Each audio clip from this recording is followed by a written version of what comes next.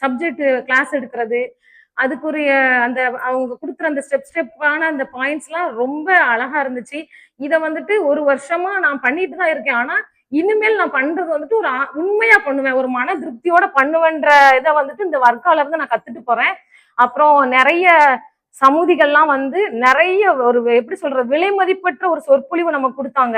இதுல வந்துட்டு வரும்போது ஒரு வேண்டா வெறுப்பா குடும்ப சூழ்நிலை நினைச்சிட்டு நம்ம வந்தாலும் இந்த ஒரு அனுபவம் யாருக்கு கிடைக்கும் சொல்லுங்க? யாருக்குமே கிடைக்காது. ஏன்னா நம்ம ஸ்கூல்ல நிறைய பேரோட சொற்பொழிவை கேட்டிருப்போம், காலேஜ்ல கேட்டிருப்போம். ஆனா கல்யாணத்துக்கு அப்புறம் ஒரு சண்டை போட்டா கூட நமக்கு வந்து சொல்லி கொடுக்குறவங்க இனிமேல் சண்டை போடாதமான்னு சொல்லவே மாட்டாங்க.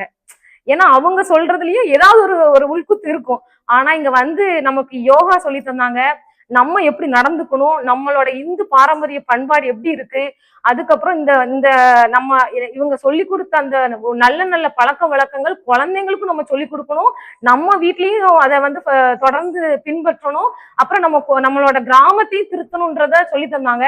வந்திருக்கிற ஒவ்வொரு ஜியும் அவ்வளவு எனக்கு எனக்கு ஏதாவது பிடிக்காம வந்தனோ வரலையோ தெரியல, இருக்க முடியுமோ முடியலையோ, ஆனா இருந்த ஒவ்வொரு நிமிஷமும் கண்டிப்பா இது ஒரு பெரிய அனுபவம், இது யாருக்குமே கிடைக்காது. இதை நான் வந்து விடவே மாட்டேன். ஃபர்ஸ்ட் வீட்டுக்கு போனோடனே முதல்ல என் வீட்டுக்காருக்கு அவ்வளவு சொல்லி தருவேன். 5 நாள் என்ன நடந்துச்சுன்னு எல்லாத்தையுமே ஒப்பிப்பேன். எனக்கு இன்னும் கொஞ்சம் அது மனசுக்குள்ள பதியும். அப்புறம் பிள்ளைங்கள்ட்ட சொல்லி தருவேன். அது மூலியமா இன்னும் இன்ட்ரெஸ்டோட பிள்ளைங்க வருவாங்க. அதுக்கப்புறம் ராமம்மாவுக்கு நான் ரொம்ப நன்றி சொல்லணும். ஏன்னா நான் முதல்ல இங்க வந்து இங்க தங்கினதுக்கு காரணம் அவங்கன்னு சொல்லுவேன். அதுக்கப்புறம் இலங்கையம்மாட்ட பழக பழக இப்படி ஒருத்தங்கிட்ட பழகின ஒரு 5 நாள் பாக்கியம் கிடைச்சிருக்கு. ஓகே, இது வந்து கண்டிப்பா இதுல அவங்கள்ட்ட இருந்து நிறைய விஷயங்கள் நம்ம தெரிஞ்சுக்கலாம், அதை வந்து ஃபாலோ பண்ணலாம். இது இலங்கையம்மா மாதிரி வேற ஒருத்தங்க நம்ம வீட்லயோ இல்ல அம்மாவோ மாமியாரோ கண்டிப்பா இருந்தா நம்மளோட ரியாக்ஷனே வேற மாதிரி இருக்கும்.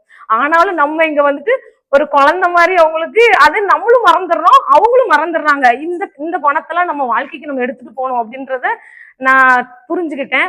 அப்புறம் வந்துட்டு இந்த ஏகல்ல கத்துக்கிட்ட விஷயங்களை வந்துட்டு நானும் அதை வந்து பின்பற்றி குழந்தைங்களுக்கும் பின்பற்ற வைப்பேன்னு கண்டிப்பான முறையில நான் அதை சொல்லிக்கிறேன். ரொம்ப நன்றி.